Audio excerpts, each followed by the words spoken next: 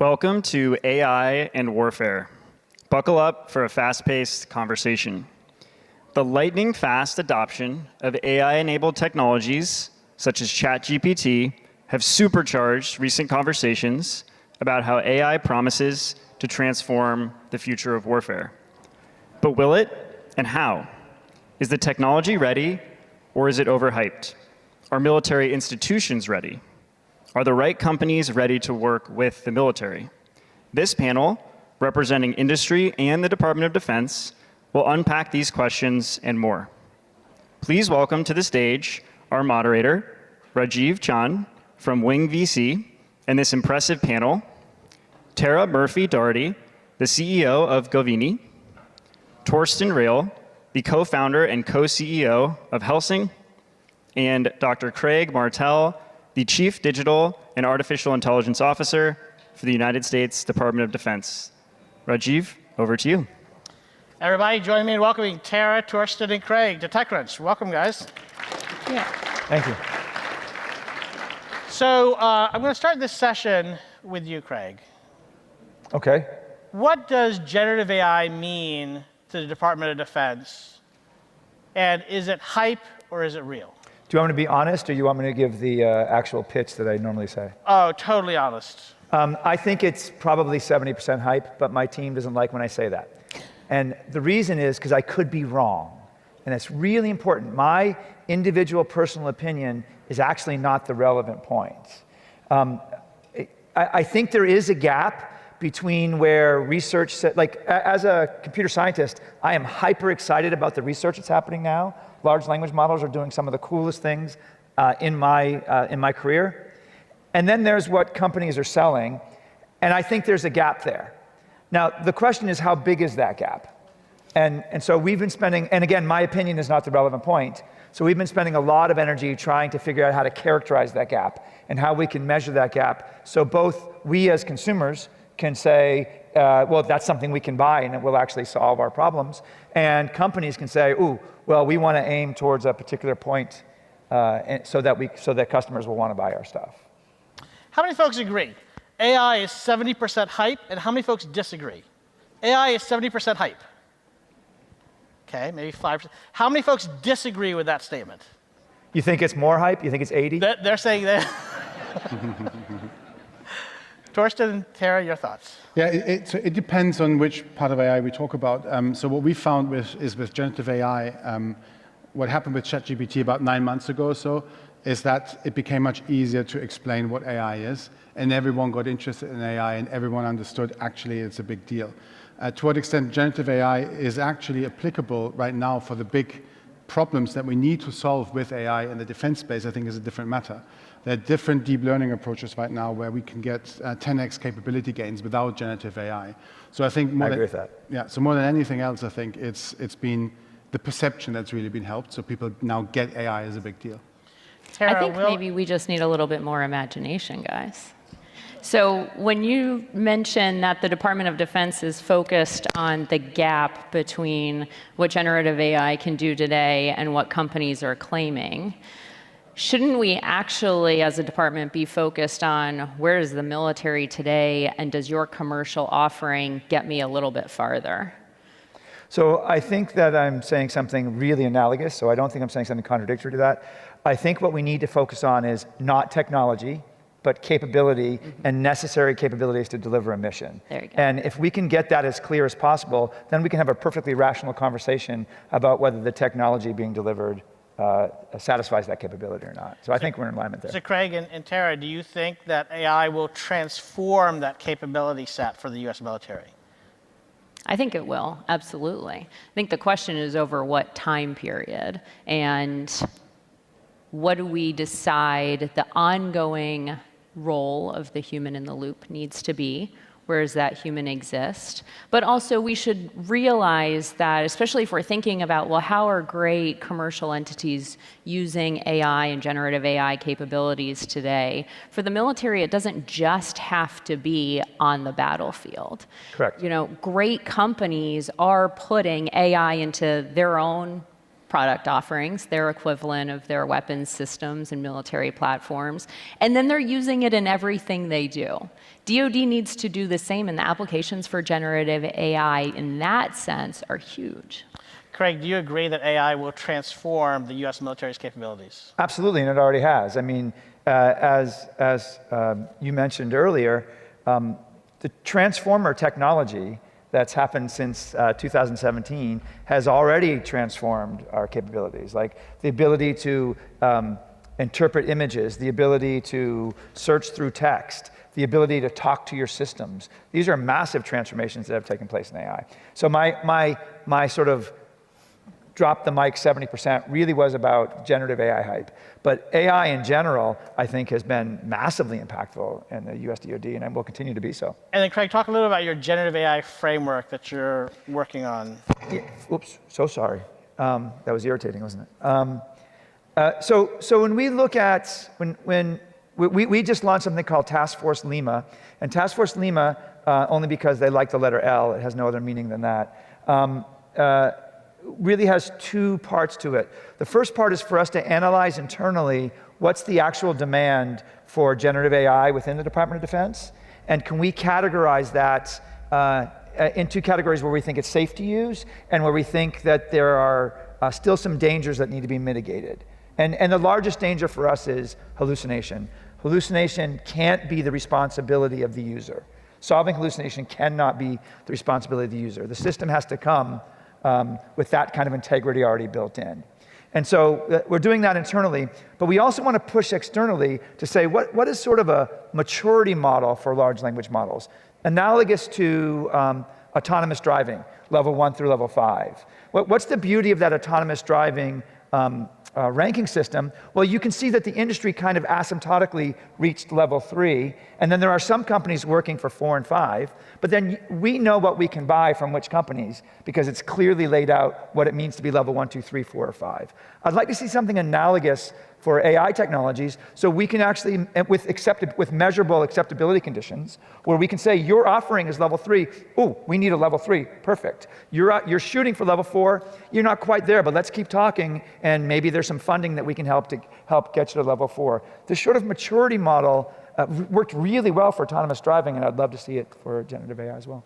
Torsten, at what pace do you think AI should permeate sort of US and actually Western military purchases? And I guess in short, should every procurement today be AI enabled? I think so. So what we're finding now is, and we are, I should probably explain, we're a defense AI company. We're mainly active right now in Europe, in the UK, Germany, and France. And we've just been selected to provide the electronic warfare capabilities for the Eurofighter. And there'll be AI-enabled electronic warfare capabilities. And the difference in performance that you can achieve with AI, with deep learning, is huge. It is transformational. And the more... For some use cases, but not for all use cases. Correct. But the more we are in this domain now, and we've been going for 2.5 years now, the more we find use cases that have that kind of transformation capability gain.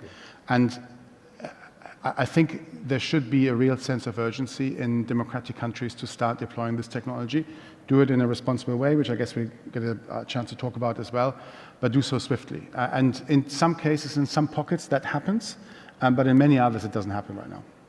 So a question for all three of you, and Craig, this is the sort of, I think, difficult question for the Department of Defense. Do we think that the US is moving as aggressively as it needs to in AI for the Department of Defense? Is that for all three of us or for me? For all three of you. Okay. Tara? We'll go in order. Yeah. Absolutely not. Definitely not. I think it's an ill-formed question. Because I don't think we should be asking about a technology. I think we should be asking, are we satisfying capabilities fast enough? And I don't actually care if it's AI or not. Torsten? I agree with that point. I think it is always about capabilities. I think what we have to look at, though, is what's happening in China and the speed of development there, and whether that's AI or other methods, and also what's happening with Russia and Ukraine, and specifically for Europeans, the NATO eastern flank. There are big capability gaps right now that we have at the NATO eastern flank that need to be filled. And at the moment, AI and at-scale AI systems will be the best solution for that. Craig, what do you say? Even if you sort of go to the capability level, there are AI-informed capabilities versus non-AI-informed capabilities. Yeah. So, but the argument is, and I hear this over and over again, that the Department of Defense is not working fast enough on AI. Well, How do you respond? so number one, I don't think that's true, actually. It's the world's largest organization, and there are all kinds of pockets of really great innovation going on.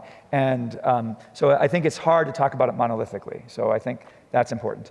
But look, I think AI, so we really think about a hierarchy of needs. Logically, not temporally. We have to do all of these things at the same time. But AI is only effective if we have high quality data. And if you gave me a certain pot of resources, I would first spend that on getting high quality data.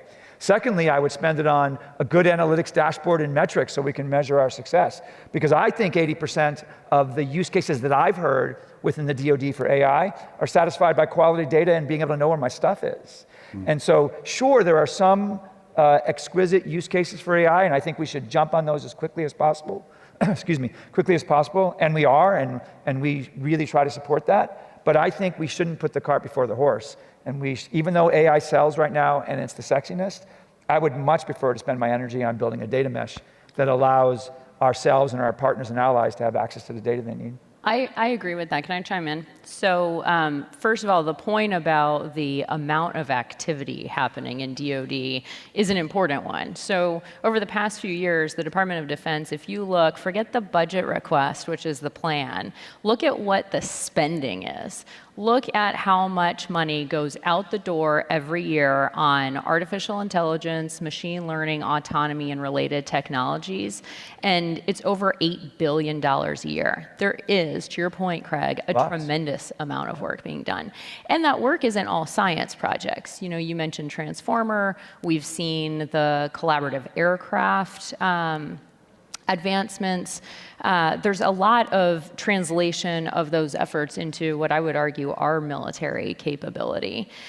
The point that I especially love, you know, coming from Gavini, which is a data and AI company, and I said data first, about data being the prerequisite and underpinning to any quality artificial intelligence is spot on.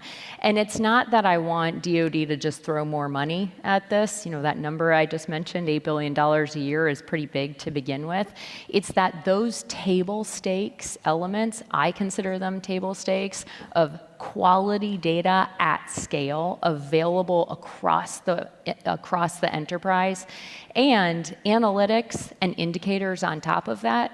Get more serious about that so we can do more translating AI into true military capability.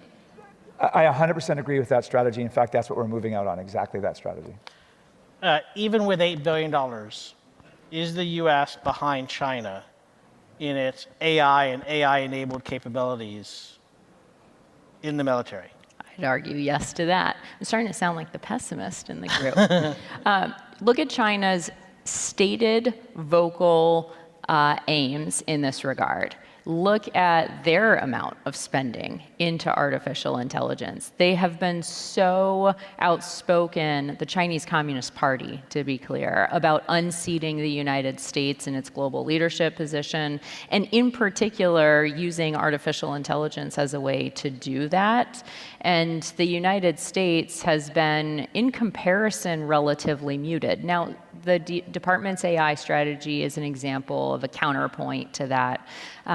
But Tara, how do we know, and Govini's at the center of data, and so how do we know that China is ahead of the US? So the stat that I've seen is a Scale AI quote that China is spending between 1 and 1.5% of its military budget on AI, while the US is spending between 10 basis points and 20 basis points. In addition to spending as an output, look at in addition to spending as an input, look at the output. And so if you look at areas like core sciences, you'll see that China is ahead from a patenting perspective. And so what they're getting out of the system for the dollars that they're putting in, I'd argue, is more productive than the United States today. So in terms of stats, so military-specific patents, or these are just overall? No, these are overall technology patents. And then any other stats, any other sort of data underneath the kind of the view that China's ahead of us? I think The rate at which they're amassing military capability is a testament to not only the innovation that they're driving with that spending, but also their willingness to steal intellectual property from the United States, which we all know is proven method for them. So you look at the aims they have, if we want to stay in the military zone, look at the numbers that they're pursuing from a military capacity perspective. And that's another indicator where we take ships, for example. We cannot meet our own American shipbuilding plan.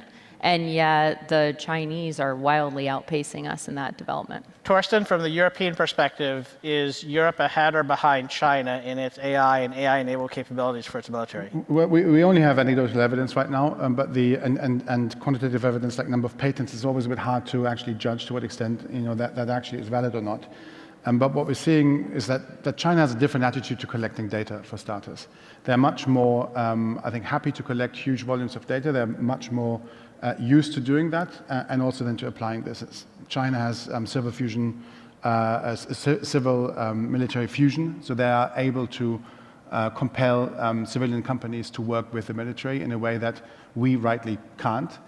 So I think they have some structural advantages, I think, on that side. Where I think we should feel quite good about what's happening right now in democratic societies is that we are getting now to critical mass in some companies and organizations of talent, of top talent that really wants to contribute and really find creative, extremely advanced solutions to these problems in a way that mass and just data can't solve it. So I think what we've been finding in the civilian space, where you had companies like, in the AI space, like Google, Facebook, DeepMind, etc., where you had this critical mass of amazing talent, we're starting to see this in the defense space as well. Andrew is an example here, I think, in the US. We're trying to be one in Europe. And one shouldn't underestimate how much of a difference that makes, because China may have tens of thousands of different ML engineers, but the reality is it's actually just a few hundred that will really move the needle, and you need to get those together to form critical mass to really create those big capability advantages. So Craig, the US military is obviously the strongest military in the world. Do you feel that there is a risk that China is ahead of us in this domain? I think that's such a hard problem such a hard question to answer. There are external indicators that we can look at, but we don't really have the indicators to the degree about how those things transition to actual capabilities, deployed capabilities. That's completely opaque to us. It is true that they have the ability to sort of demand companies to do what they want, or so we hear, right? I'm not an expert at China.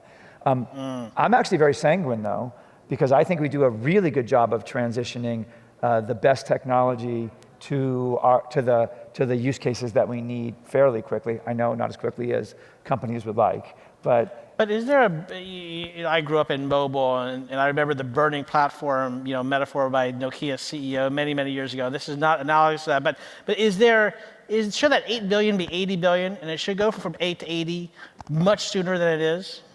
Well, so again, well, number one, that's putting me on the spot, so I'm not going to answer that particular question. And number two, I think we just have to ask, we can answer that question by asking, what are the capabilities we want?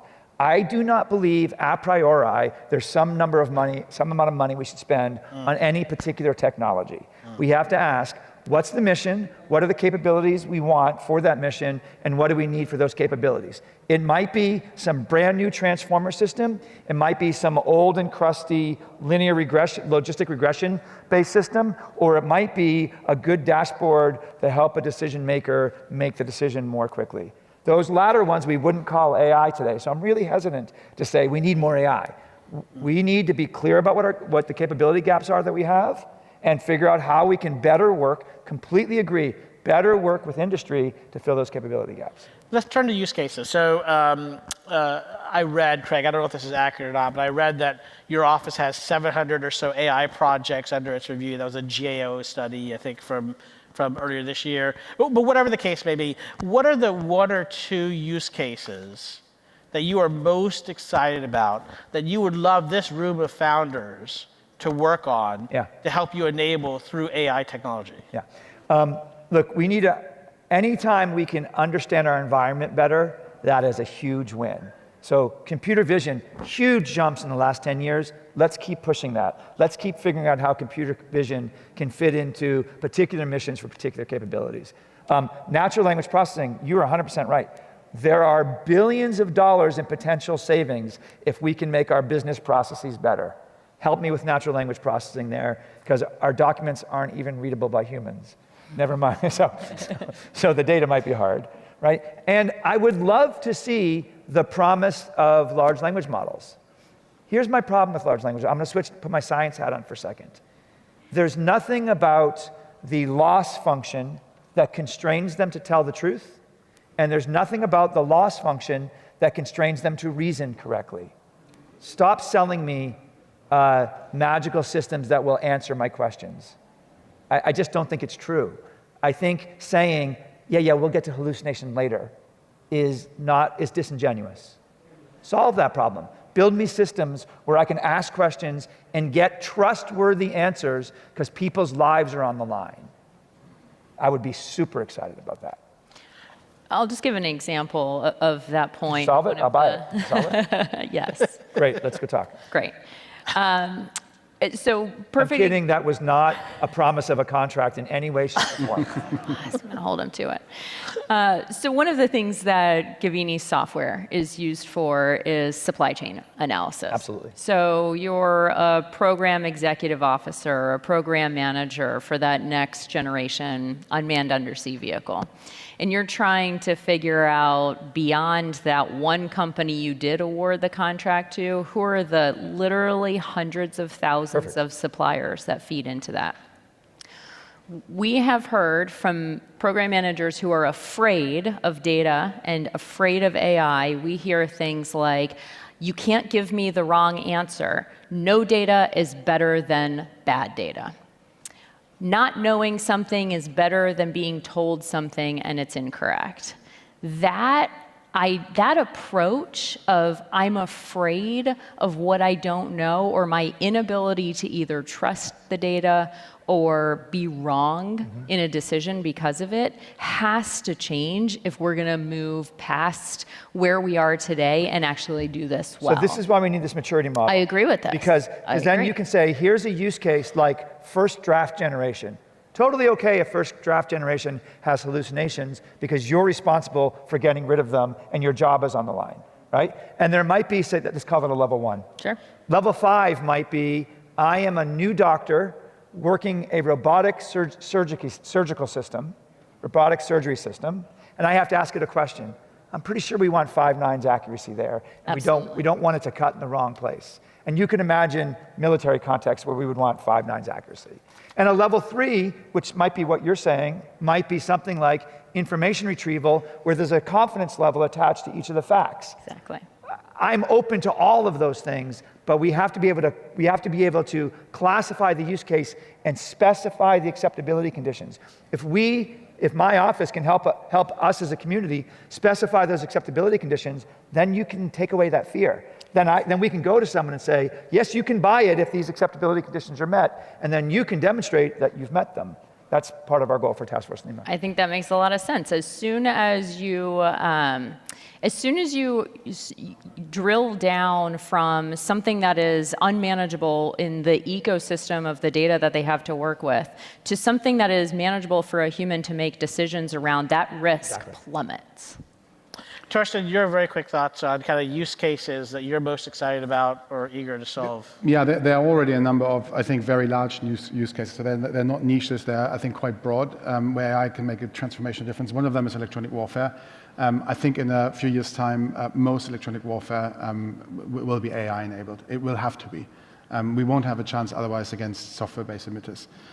Anti-submarine warfare will also be AI enabled. AI can make a massive difference there. We have very specific applications, ideas what that is. Saturation attacks against air defense are a massive application. I think we're currently completely underestimating how badly we'll deal with saturation attacks on air defense systems. If you can, to some extent, automate this with AI, we've shown you can make a massive difference. And the fourth and very obvious one is the battlefield, and is compressing decision chains on the battlefield to enable humans to make much better decisions, make them much faster, and be much more reliable in the process. That might not be entirely AI. Like part of that might Correct. just be everybody being able to see the same data. 100%, 100%. A specific question within use cases is the degree of decision-making authority that we will give AI at some point in time. Craig, do you believe that AI at some point will be given autonomous, lethal decision-making authority? No. Now let me tell you what I mean. When I drive my car, it has some autonomous capabilities, and I practice with that car to figure out the degree to which I have justified confidence in those capabilities. So I'll tell you honestly about my car. I won't tell you the brand. I'll tell you honestly about my car. I trust the adaptive cruise. So I make the responsible choice for which I am ultimately responsible. I'm the agent that makes the choice to turn that on. Now, there are millions of decisions being made per second. So clearly there's not a human in the loop when it brakes, when it speeds up, when it decelerates, right? Those millions of decisions are being made by the system. But I, as the responsible agent, trained with that system, and the military is really good at training, trained with that system, understands the limitations of it, and know where I feel comfortable deploying it or not, and where I feel comfortable taking responsibility for it. And the contrary, the lane keep assist bounces back and forth and always tries to hit a truck. So I would not deploy that. I do not have justified confidence in that. And that's the way we think about this. If you ask me, are there decisions? Yeah, there's millions of micro decisions the system is making. But deploying a system that is going to go do that thing, that will always be a commander's decision, and one for which he or she feels justified, has justified confidence in the system. I'm going to ask the audience again. How many feel that AI should never be given autonomous, lethal decision-making authority? How many feel that AI should, at some point, be given lethal decision-making authority? Yeah, so this is fascinating. This was also in my research. I spoke with a chief technology officer who served in Afghanistan, and said that he would love to have had an autonomous sort of system once the data, confidence, and trust had gotten to a point where it won't be perfect. Even he said it won't be perfect. Tara, what's your thoughts on this topic? And then Torsten, and then yeah. I'm surprised by the results too, to be honest, which is why it's so good to be here and engaged with this group and outside of the DC Beltway for once. It reminds me of, and I'm gonna date myself, which I shouldn't, but it reminds me of when we stood up US Cyber Command and grappled with this same question regarding cyber operations. And you know, the idea was you could have any civilian, you could have a contractor, you could have any employee of US Cyber Command, or in some cases NSA, perform all of the functions of an operation right up to the point where an action was taken that had either lethal implications or the potential for lethal implications. And at that point in time, a uniformed member of the United States military had to walk over and hit enter. I mean that facetiously, hit the button to complete the operation. That principle that there is always someone in the United States military who is the final authority to say yes, hit the button when we take a life away anywhere in the world, that's going to be hard to roll back no matter how great technology is. So Torsten, I'm going to ask you the last question. Will the US's adversary and the West's adversaries have autonomous, lethal decision-making military systems? And if so, will that put us at a disadvantage? So I believe that will happen. I think we'll find probably quite soon that there'll be loitering munitions that will be fully autonomous, and they'll be used by adversaries with a different set of values. And I think for us as democracies, we have a special responsibility to use our technology thoughtfully, to stick to our values. And that means that we have to create essentially a technology leadership that allows us to have the luxury of having a human in the loop. I think we'll find that it will be tempting, depending on the context in the future of adversaries using this technology, to also take a human out of the loop, in particular in highly contested environments. What we're seeing in Ukraine, we're deployed in Ukraine with our technology, and we have people on the ground all the time. It's a highly contested environment. So you don't actually have communication anymore. Very often, you won't be able to see or to actually instruct a particular drone what to do. That's going to be the new reality, and I think it's incumbent on us to find ways to deal with that and still keep a human in the loop despite these disadvantages. Again, I think as democracies, that's our responsibility. So I hope that for a very long time, hopefully forever, we'll be able to stick to that principle. Well, we'd like to thank TechCrunch for hosting this super important session. We'd very much like to thank Tara, Craig, and Torsten for their thoughts. Everybody, thank you. Have a great rest of TechCrunch. Thank you.